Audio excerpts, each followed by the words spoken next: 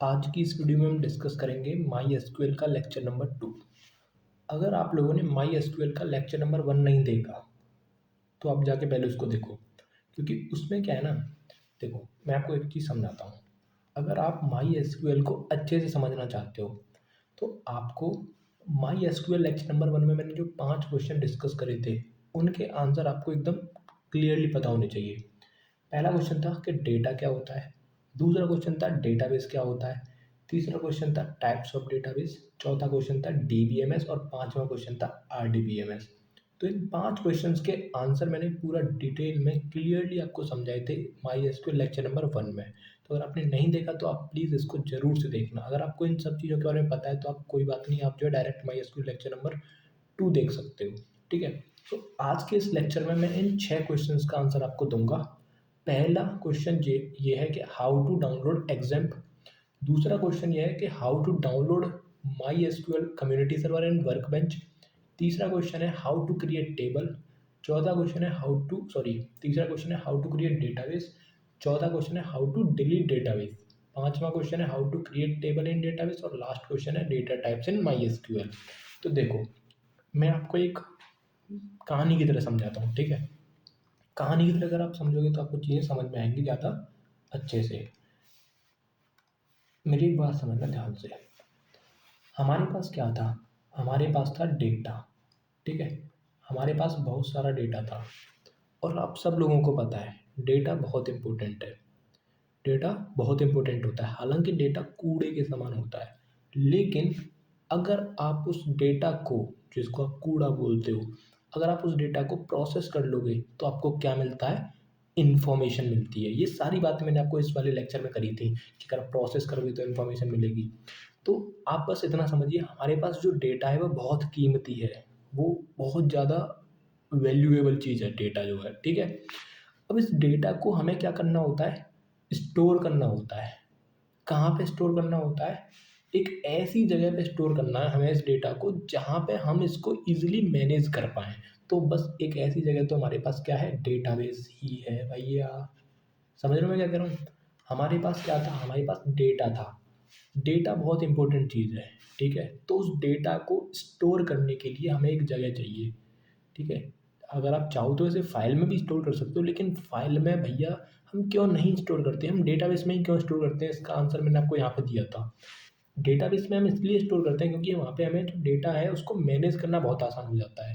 Data को manage करने से मतलब है कि आप डेटा को ईज़िली स्टोर कर पा रहे हो, डेटा को ईज़िली जब मन चाहे तब रिट्रीव कर पा रहे हो, अपडेट कर पा रहे हो, डिलीट कर पा रहे हो। तो ये सब आसान हो रहा था। इसीलिए हमने अपने डेटा को डेटाबेस में डाला। समझ रहे हो? और ये कौन सा डेटाबेस है? ये है रिलेशनल डेटाबेस।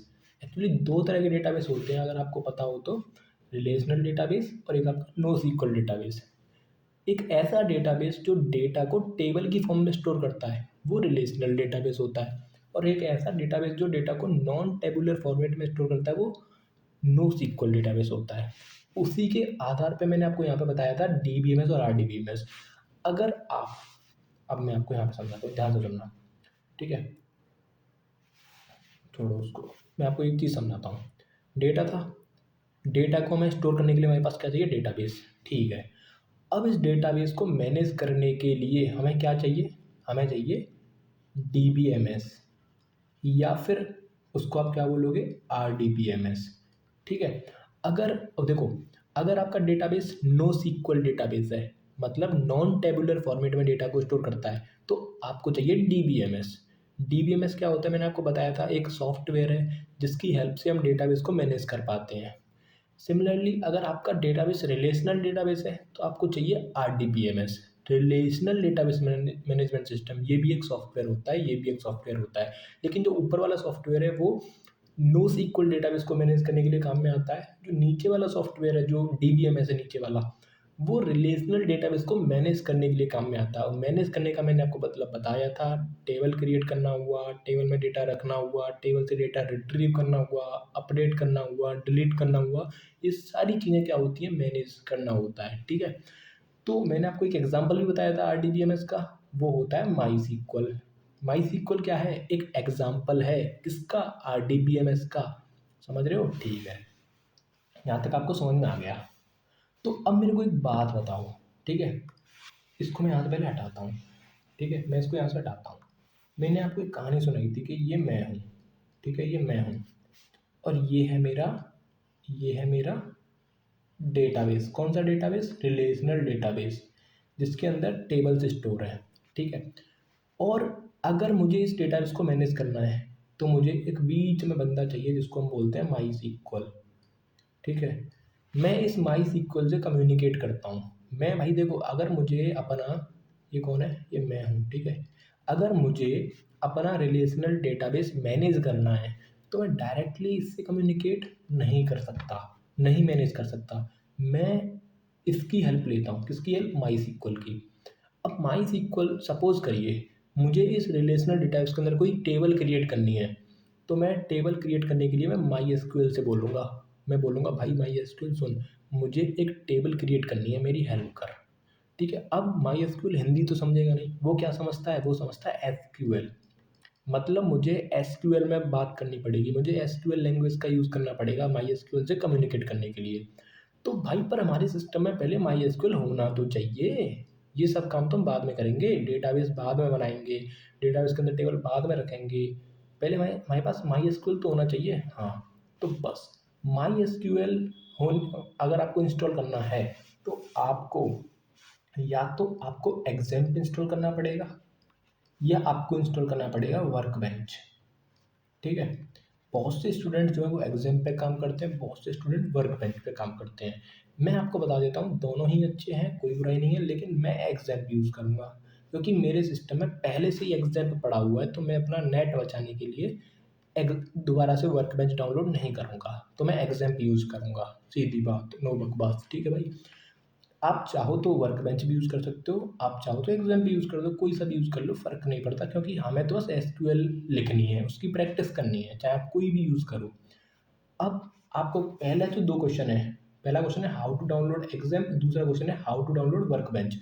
तो देखो, आपको सब लोगों को पता है, सिंपली गूगल पे जाना, टाइप वहाँ पे लिखना डाउनलोड एग्जाम, आपको सबसे पहली लिंक मिलेगी, वहाँ से आप डाउनलोड कर लेना। सिमिलरली, अगर आप एग्जाम डाउनलोड नहीं करना चाहते, आप चाहते हो वर्क बेंच डाउनलोड करना, तो वर्क बेंच डाउनलोड करने के लिए आपको 2 चीज़ें डाउनलोड करनी पड़ती हैं। एक आपका होता है कम्युनिटी सर्वर, एक आपका होता है कम्युनिटी सर्वर, एक आपका होता है वर्क बेंच, ठीक है। तो पहले आपको कम्युनिटी सर्वर डाउनलोड करना पड़ेगा, उसके बाद आपको वर्क बेंच डाउनलोड करनी पड़ेगी। सिंपली आपको टाइप करना है download my community server, sorry my SQL community server, वहाँ से डाउनलोड कर लेना पहली लिंक से ही। दूसरा क्या है? माई एसक्यूएल वर्क बेंच, इसको download my SQL work bench लिखना, पहली लिंक इसकी भी खुल के आएगी, इसको भी डाउनलोड कर लेना, ठीक है। तो पहले 2 क्वेश्चन तो आप खुद से सॉल्व कर लेना, खुद से डाउनलोड कर लेना, कोई एक डाउनलोड करना है आपको, ठीक है, दोनों नहीं करने हैं। अगर दोनों कर लोगे तो वही आपका सिस्टम जो है उसकी मेमोरी ज़्यादा यूज़ होगी। ओके, इस सबको हटाओ, तो ये आपको समझ में आ गया होगा, ठीक है। अब आपके सिस्टम में मैं मान के चलता हूँ कि आपके सिस्टम के अंदर माई एसक्यूएल है। माई एसक्यूएल है, इसका मतलब कि आपने एग्जाम डाउनलोड किया है या फिर आपने वर्क बेंच डाउनलोड किया, लेकिन आपने एक इनमें से ज़रूर डाउनलोड किया है। तो अब मैं मान के चल रहा हूँ कि आपके पास माई सीक्वल है। तो सबसे पहला आप काम क्या करोगे? सबसे पहले आप उसको ओपन करोगे। जैसे कि मैंने एग्जाम डाउनलोड करके रखा है तो मैंने एग्जाम को ओपन करा। अब आपको क्या करना है? स्टार्ट पे क्लिक करना है, आपको यहाँ स्टार्ट पे क्लिक करना है, फिर आपको एडमिन पे क्लिक करना है अगर आप एग्जाम यूज़ कर रहे हो तो, ठीक है। इतना करने के बाद आपको यहाँ पे एक इंटरफेस दिखेगा, ये दिख रहा है आपको इंटरफेस, ठीक है। ओके, मैं थोड़ा सा बता देता हूँ आपको इस इंटरफेस के बारे में। ये जो लेफ्ट साइड आपको दिखाई दे रही है, यहाँ पे आपको सारे के सारे डेटाबेस नज़र आ रहे हैं। बाइक डिटेल्स, ये मैंने बनाया है डेटाबेस। कॉलेज, ये भी मैंने बनाया है। इन्फॉर्मेशन स्कीमा पहले से बना बनाया डेटाबेस है। मतलब कि इसमें कुछ डेटाबेस तो ऐसे हैं जो मैंने बनाए हैं, कुछ डेटाबेस मेरे को इस एग्जाम्पल सर्वर के साथ ही मिले थे। बस इन शॉर्ट ये, ठीक है। बाकी जब हम इसको यूज़ करेंगे और डिटेल में आपको सारी चीज़ें मैं बताता रहूँगा। तो ये हमारा एग्जाम था, किस तरह से यूज़ करा मैं आपको दोबारा बता देता हूँ। आपको क्या करना था? सिंपल, एग्जाम को ओपन करना था। ओपन करने के बाद यहाँ पे आपको स्टार्ट बटन दिख रही होंगी, पहली वाली जो स्टार्ट बटन को क्लिक कर देना है, फिर आपको यहाँ पे एडमिन पे क्लिक कर देना है। जैसे आप एडमिन पे क्लिक करोगे आप यहाँ पे पहुँच जाओगे, ठीक है। अब नेक्स्ट स्टेप क्या भाई? देखो, हमने इंस्टॉल कर लिया एग्जाम्प या फिर वर्कबेंच इंस्टॉल कर लिया, इसका मतलब हमारे सिस्टम में माई एसक्यूएल आ गया। अब हम एसक्यूएल लिख सकते हैं। तो सबसे पहला काम मैं क्या करूँगा? मैं ये जो बंदा है सबसे पहला काम करेगा, क्या करेगा, सबसे पहले ये डेटाबेस क्रिएट करेगा। क्या करेगा, सबसे पहले डेटाबेस क्रिएट। कौन सा डेटाबेस, रिलेशनल। तो यही हमारा थर्ड क्वेश्चन है, हाउ टू क्रिएट डेटाबेस। तो सिंपल आपको क्या करना है, एसक्यूएल लिखनी है। क्या एसक्यूएल लिखनी है, क्रिएट डेटाबेस, डेटाबेस का नाम। इसको आपको मैं प्रैक्टिकली दिखाता हूँ। उसके लिए आपको चलना पड़ेगा यहाँ पे। देखो आपको यहाँ पे ये एसक्यूएल वाला ऑप्शन दिख रहा है, आपको यहाँ पे क्लिक करना है। क्लिक करने के बाद मैं आपको प्रैक्टिकल दिखाता हूँ किस तरह से आपको डेटाबेस क्रिएट करना है। आपको लिखना है क्रिएट डेटाबेस, डेटाबेस का नाम आप कुछ भी रख लो। फॉर एग्जांपल मैंने डेमो रख लिया, डेमो। और इसको क्या करना है, मैंने सिंपली लिखा क्रिएट डेटाबेस डेमो, मतलब एक डेमो डेटाबेस क्रिएट कर दीजिए। तो मुझे इसको एग्जीक्यूट करने के लिए गो पे क्लिक करना है। मैंने गो पे क्लिक कर दिया और आप यहाँ पे देख सकते हो ग्रीन टिक आ गई, मतलब आपका डेटाबेस क्रिएट हो चुका है। और आप यहाँ पे लिस्ट में देखोगे तो आपको यहाँ पे दिख रहा होगा डेमो आपका क्रिएट हो चुका है। इतना क्लियर है। इसका मतलब क्या है कि अभी तक मैंने क्या करा, मैंने ये जो यहाँ पे मैंने है ये इसने अपना एक डेटाबेस क्रिएट कर लिया। उसके लिए इसने कमांड लिखी ये वाली। अब नेक्स्ट स्टेप हमारा क्या होना चाहिए, वैसे ही मैं आपको एडिशनल के लिए बता देता हूँ कि अगर आपको ये डेटाबेस डिलीट करना रहा तो कैसे करोगे। तो आपको यहाँ पे लिखना है ड्रॉप डेटाबेस, डेटाबेस का नाम। इसको भी मैं आपको प्रैक्टिकली दिखा देता हूँ। ठीक है, आपको यहाँ एसक्यूएल पे क्लिक करना है। एसक्यूएल पे क्लिक करने के बाद आपको लिखना है ड्रॉप डेटाबेस, डेटाबेस का नाम क्या है आपका, डेमो। ठीक है, यहाँ पे स्पेस देना पड़ेगा मुझे। इसके बाद इस एसक्यूएल की कमांड को एग्जीक्यूट करने के लिए मुझे गो पे क्लिक करना है। देखो जैसे ही मैंने यहाँ पे गो पे क्लिक किया, यहाँ पे ग्रीन टिक आ गई, मतलब आपका ये जो कमांड है वो एग्जीक्यूट हो चुकी है सक्सेसफुली। और आप यहाँ पे अगर देखोगे तो यहाँ पे डेमो जो है वो डिलीट हो चुका है, आपको दिखाई नहीं दे रहा होगा। ठीक है, तो ये था हमारा एडिशनल के लिए, बट मैं इसको दोबारा से क्रिएट कर लेता हूँ। ठीक है, तो मैं यहाँ दोबारा से, या फिर मैं दोबारा से क्रिएट क्यों करूँ, मैं सिंपल आपको यहाँ पे चलो मैं कर ही देता हूँ तुम्हारे लिए। ठीक है, क्रिएट डेटाबेस, डेटाबेस का नाम है हमारा डेमो। ठीक है, ओके, इसको मैं क्रिएट कर लेता हूँ। अरे यार कहाँ चला गया, ये रहा। देखो फिर से आ गया ना, क्रिएट हो गया। ठीक है, अब हमारा नेक्स्ट स्टेप क्या होना चाहिए, हमने हमने डेटाबेस क्रिएट कर लिया। ठीक है, हमने एडिशनल में एक चीज़ भी सीख ली कि किस तरह से इस डेटाबेस को डिलीट करना है। ठीक है, अब हमारा नेक्स्ट काम क्या होना चाहिए भाई, डेटाबेस के अंदर हमें क्या करना है भाई, रिलेशनल डेटाबेस है तो ये टेबल्स की फॉर्म में डेटा स्टोर करेगा। तो सबसे पहले हमें इसके अंदर टेबल बनानी है। क्या बनानी है, टेबल बनानी है। तो टेबल बनाने के लिए आपको क्या करना है, फिफ्थ क्वेश्चन की तरफ चलना है, how to create table in database. ठीक है, अब इसके लिए आपको जो क्वेरी लिखनी है वो मैंने यहाँ पर पहले से लिख दी है। ठीक है, तो देखो सबसे पहले आपको क्या लिखना है, क्रिएट, क्रिएट टेबल, फिर आपको लिखना है टेबल का नाम। क्रिएट टेबल, टेबल का नाम, ये सिंपल उसी की तरह से क्रिएट डेटाबेस, डेटाबेस का नाम, ड्रॉप डेटाबेस, डेटाबेस का नाम, क्रिएट टेबल, टेबल का नाम। अब यहाँ पे ध्यान से सुनो मेरी बात। टेबल है भाई, टेबल के अंदर क्या रहते हैं, कॉलम्स। जैसे मान लेते हैं ये मैंने एक टेबल बनाई। ठीक है, ये एक मैंने टेबल बनाई, तो यहाँ पे कॉलम नंबर 1 है, कॉलम नंबर 2 है, कॉलम नंबर 3 है। तो ये जो कॉलम 1 है, सपोज करिए C1 है। अब जो C1 है, जो हमारा कॉलम है, इसमें किस तरह का डेटा आप रखने वाले हो। फॉर एग्जांपल अगर ये C1 जो है आपका नेम नाम का कॉलम है, मान के चलते हैं, तो नेम कैसे होंगे हमारे, हमारे जो नेम होंगे वो कुछ इस तरह से होंगे ना, कुछ इस तरह से, अंकित, रोहन, मोहन, अंकुर, इस तरह से नाम होंगे ना। तो ये जो नेम है ये किस तरह का डेटा टाइप है, वो हमारा स्ट्रिंग डेटा टाइप है। तो वो हम यहाँ पे डिफाइन कर देंगे कि हमारा जो कॉलम नंबर 1 है उसके अंदर इस तरह का डेटा आएगा। सिमिलरली कॉलम नंबर 2 है, उसके अंदर इस तरह का डेटा आएगा, एंड सो ऑन। आप जितने चाहें उतने कॉलम्स आप यहाँ पे डिफाइन कर सकते हो। ठीक है, तो मैं इसको यहाँ से हटा देता हूँ, इसको यहाँ से हटा देता हूँ। तो समझ में आ गया होगा किस तरह से टेबल क्रिएट करनी है, किस तरह से कॉलम्स को डिफाइन करना है और उसका डेटा टाइप डिफाइन करना है। अब मैं आपको प्रैक्टिकली दिखाता हूँ एक एग्जाम्पल के तौर पे। अब देखो, पर एक चीज़ और है आपकी यहाँ पे। ठीक है, आप लोग समझ रहे होंगे, जैसे आपने सी पढ़ी है, आपने पाइथन पढ़ी है, आपने जावा स्क्रिप्ट पढ़ी है, आपने जावा पढ़ी है, तो वहाँ पे आपने डेटा टाइप्स के बारे में पढ़ा होगा। सिमिलरली यहाँ पर भी बहुत सारे डेटा टाइप होते हैं, अभी हम थोड़ी देर में उन्हीं की बात करेंगे। देखो ये रहे, इतने सारे डेटा टाइप्स हैं, इतने सारे, सोचो इतने सारे डेटा टाइप्स हैं, इनके बारे में बात करेंगे। मैं आपको एक सिंपल सा एग्जांपल दिखाता हूँ टेबल क्रिएशन का, उसके बाद हम डेटा टाइप्स के बारे में डिटेल में बात करेंगे। तो यहाँ पे आते हैं। अब देखो यहाँ पे क्या करना है, डेमो पे क्लिक करना है। डेमो के अंदर आपको जाके फिर एसक्यूएल पे क्लिक करना है, यहाँ पे आप अपनी टेबल बनाना है। मैं एक सिंपल टेबल बनाता हूँ, for example create table, table का नाम। हाँ, एक बात और है, अगर आप लोग सोच रहे हो कि इनको कैपिटल लेटर में लिखना ज़रूरी है, तो ऐसा कोई ज़रूरी नहीं, क्योंकि जो एसक्यूएल है वो केस सेंसिटिव नहीं होती है। ठीक है, तो आपको क्या लिखना है, क्रिएट टेबल, उसका टेबल का नाम आप कुछ भी रख लो। फॉर एग्जांपल मैं यहाँ पर लिख लेता हूँ स्टूडेंट नाम से टेबल बना देते हैं। ठीक है, कुछ भी बना लो, बस हमारे तो बस प्रैक्टिस है, एग्जाम्पल देखना है तो क्रिएट टेबल, टेबल का नाम मैंने रख लिया स्टूडेंट। अब स्टूडेंट टेबल के अंदर क्या क्या कॉलम्स हो सकते हैं, अब जो हमारी स्टूडेंट टेबल है उसके अंदर क्या क्या कॉलम्स हो सकते हैं, तो उसके लिए मैं आपको बताता हूँ। आप सोचो क्या क्या कॉलम्स हो सकते हैं, क्या क्या कॉलम हो सकते हैं बताओ, सोचो। तो जैसे कि अगर मैं आपको बताऊं, तो एक कॉलम हो सकता है सबसे पहले नेम नाम का। ठीक है, तो मान लेते हैं स्टूडेंट का नाम होगा, स्टूडेंट की टेबल है तो एक कॉलम होगा नाम, कि बहुत सारे स्टूडेंट्स होंगे उनका नाम एक कॉलम में रखा जाएगा। अब उस जो नेम है वो किस तरह का डेटा टाइप होता है वो भी मैं आपको बता देता हूँ। जैसे अगर आप उसमें सी में पढ़ते होंगे तो आप नेम को किस में रखते हो, सॉरी सी छोड़ो, आप पाइथन की बात करो या फिर स्ट्रिंग की बात, जावा स्क्रिप्ट की बात करो, तो आप स्ट्रिंग डेटा टाइप यूज़ करते हो।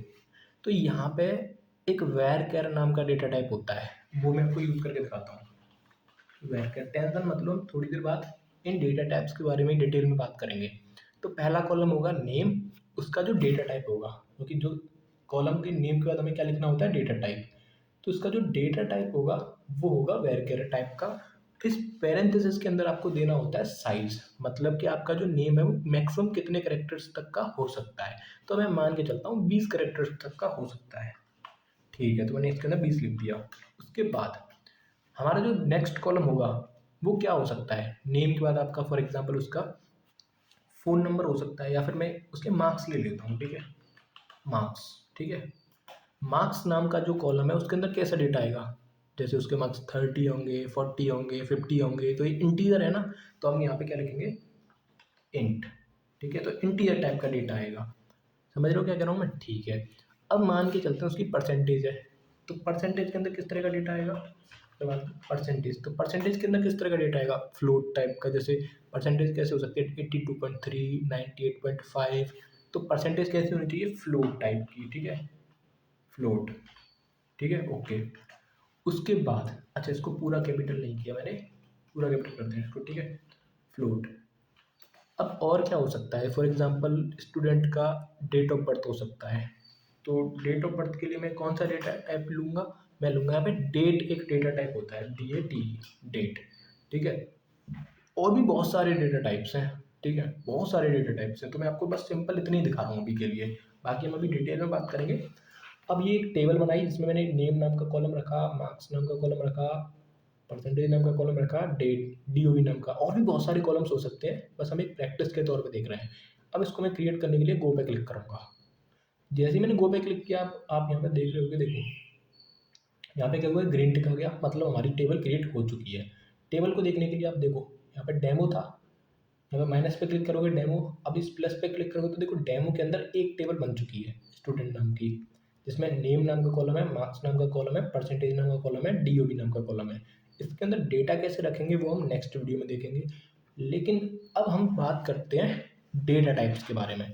बहुत सारे डेटा टाइप्स होते हैं। अब मेरे को एक चीज़ बताना आप, ठीक है, मेरे को सिंपल सी चीज़ बताना। मान लो आपने एक कॉलम बनाया, ठीक है, अज्यूम करके चलिए आपने एक कॉलम बनाया, ठीक है, आपने एक कॉलम बनाया ये। अब इसके अंदर किस किस तरह का डेटा आ सकता है, क्या क्या पॉसिबिलिटी हो सकती हैं।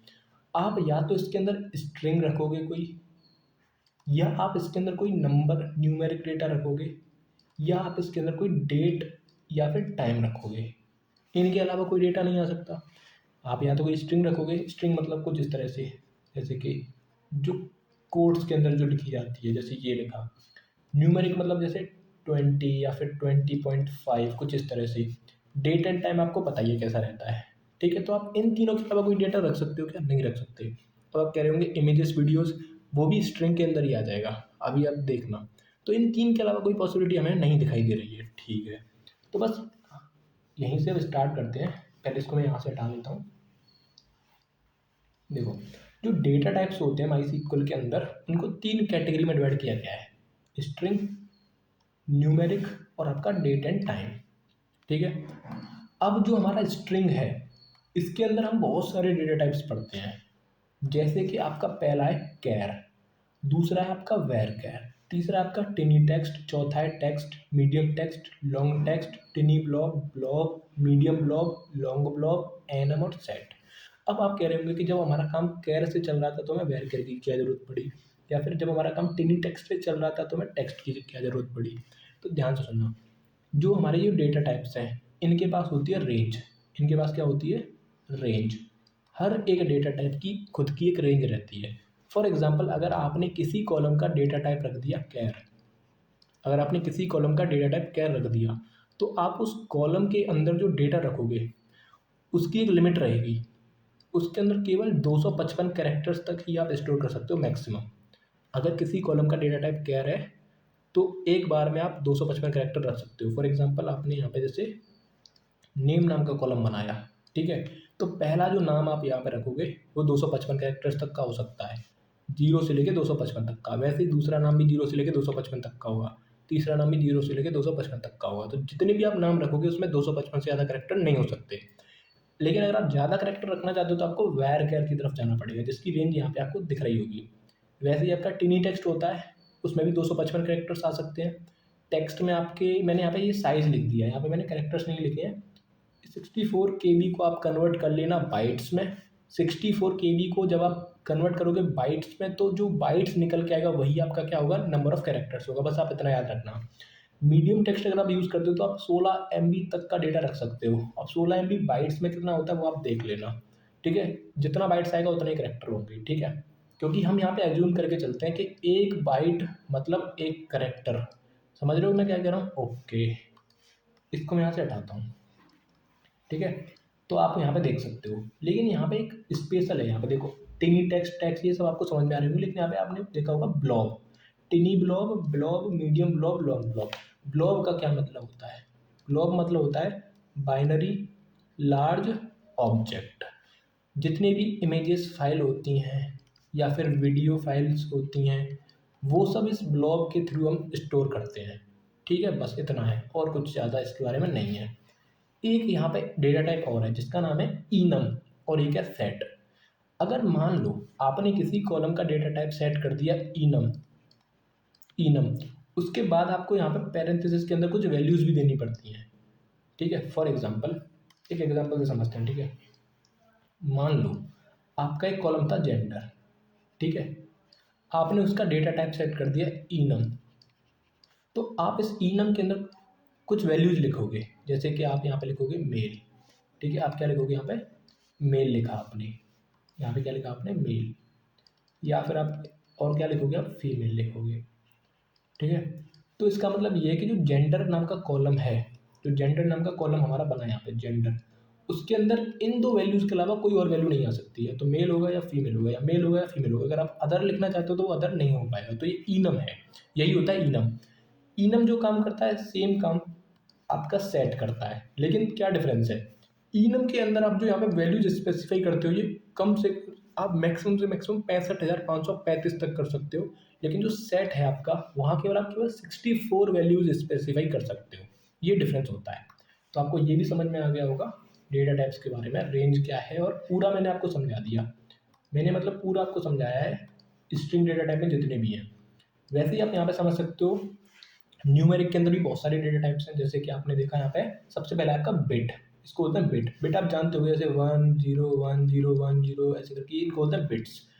तो इसकी भी एक रेंज होती है, शायद 1 से लेके 64 तक बिट्स आ सकती हैं, कुछ ऐसे ही होता है। 1 से लेके 64 तक कुछ ऐसा रहता है। एक बार में मतलब इतना आप बिट स्टोर कर सकते हो। फिर आपका आता है टिनी int, small int, medium int, int, big int, float int. Sorry, ये फ्लोट अलग है फ्लोट। फिर आता है डेसिमल। ठीक है, तो ये इतने सारे डेटा टाइप्स हैं, और भी होंगे लेकिन हमारे बस इतने ही काम के हैं। टिनी इंट जो होता है उसमें कितने नंबर्स हो सकते हैं, इसकी भी एक रेंज रहती है। स्मॉल इंट की भी एक रेंज है, मीडियम इंट की भी एक रेंज है, इंट की भी एक रेंज है, बिग इंट की भी एक रेंज है, इनकी भी रेंज है। ठीक है, मैं आपको दिखाता हूँ, रुक जाओ। आपको क्या करना है, देखो मैं आपको अपने नोट्स में दिखाता हूँ। मैंने इन सबकी रेंज लिख के रखी है। यहाँ पे डेस्कटॉप पे चलना है, यहाँ पे फ्रंट एंड में जाना है, यहाँ पे देखो माई स्कूल नोट्स। यहाँ पे आप देखो, मैं आपको दिखाता हूँ कि यहाँ पे मैं आपको रेंज दिखाता हूँ इंटीजर वालों की। ये रहा, जैसे आप बिट को देख रहे हो, ठीक है। बिट में कितना बिट्स रख सकते हो आप, 1 से लेके 64। टिनी इंट में आप कितना नंबर रख सकते हो, -128 से लेके 127 के बीच का नंबर रख सकते हो। तो इस तरह से यहाँ पे रेंज दे रखी है, आप गूगल पे जाके सर्च करोगे तो भी आपको मिल जाएगा। एक लास्ट डेटा टाइप हमारा बचा, वो है हमारा डेट एंड टाइम। देखो, अगर आपने किसी कॉलम का डेटा टाइप रखा डेट, तो आप उसमें कुछ इस तरह से डेट रख सकते हो। पहले ईयर आपको लिखना है, फिर आपको मंथ लिखना है, फिर आपको डे लिखना है। इस फॉर्मेट में आप उसके अंदर ईयर रख सकते हो। और याद रखना, आपको कुछ इस तरह से रखना है, पहले कोट्स लगाने हैं, उसके अंदर आपको ईयर लिखनी है। फॉर एग्जांपल 2024, दूसरा महीना और 14 तारीख। तो इस तरह से आप उसमें डेटा रख सकते हो। एक आपका होता है डेट टाइम, आप डेट के साथ साथ टाइम भी रखना चाहते हो। फिर आपका आता है टाइम, केवल आप टाइम रखना चाहते हो। फिर आपका आता है ईयर, मतलब आप केवल ईयर रखना चाहते हो। तो इतने सारे डेटा टाइप्स हैं, ठीक है। तो मैंने आज इन सारे क्वेश्चंस के आंसर आपको दे दिए और बहुत ही डिटेल में दिए हैं, क्लियरली आपको एक्सप्लेन किया है कि आपका टेबल कैसे क्रिएट करना है, डेटाबेस कैसे क्रिएट करना है, डेटाबेस को डिलीट कैसे करना है, डेटा टाइप्स कितने होते हैं, कैसे कैसे होते हैं, क्या उनकी रेंज रहती है, ये सब मैंने आपको बताया है। ठीक है, अगर आपको वीडियो अच्छी लगी तो प्लीज़ इसको लाइक कर देना। बाकी मिलते हैं नेक्स्ट वीडियो में।